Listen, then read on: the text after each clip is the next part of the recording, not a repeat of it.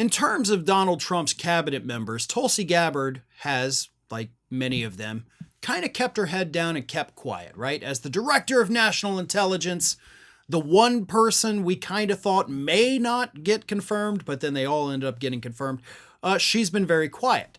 So too has Kash Patel, right? So too has Linda McMahon.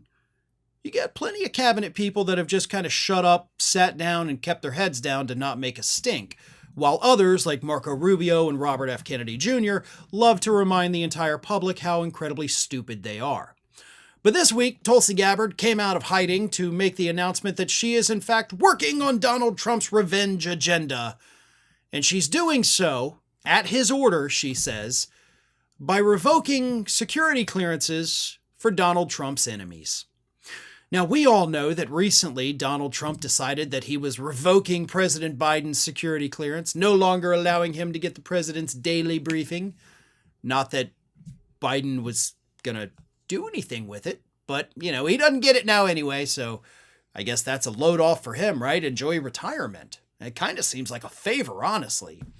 But this week, Tulsi Gabbard took it further and she said, quote, per POTUS directive, I have revoked security clearances and barred access to classified information for Antony Blinken, Jake Sullivan, Lisa Monaco, Mark Zaid, Norman Eisen, Letitia James, Alvin Bragg, and Andrew Weissman, along with the 51 signers of the Hunter Biden disinformation letter. The president's daily brief is no longer being provided to former President Biden.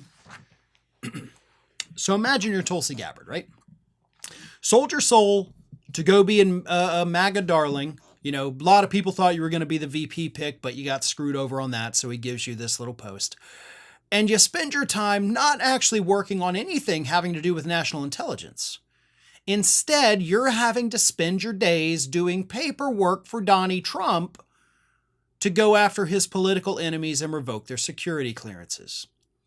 Now, let's be honest here. For most of these folks, I don't care that their security clearance is revoked. I honestly don't care that President Biden had his security clearance revoked.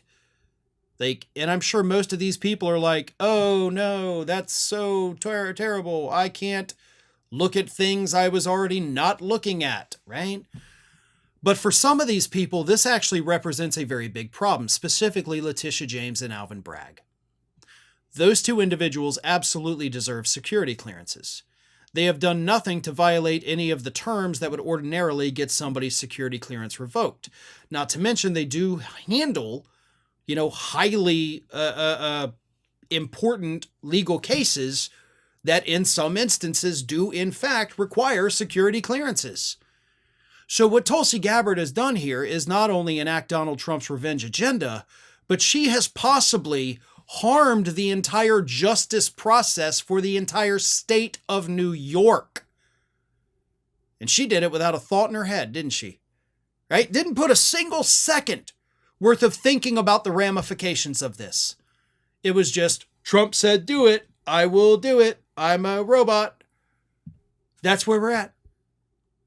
The dumbest people you've ever seen in your life making the dumbest decisions possible because an idiot named Donald Trump is telling them to be even dumber than they are. And Tulsi Gabbard, apparently, has absolutely no problem doing that. Thanks for watching, everybody. And if you're not already, please subscribe to the channel. We got fresh content every day for you. And if you want to follow us across social media, make sure you check out all of the social links that we have posted in the description of this video.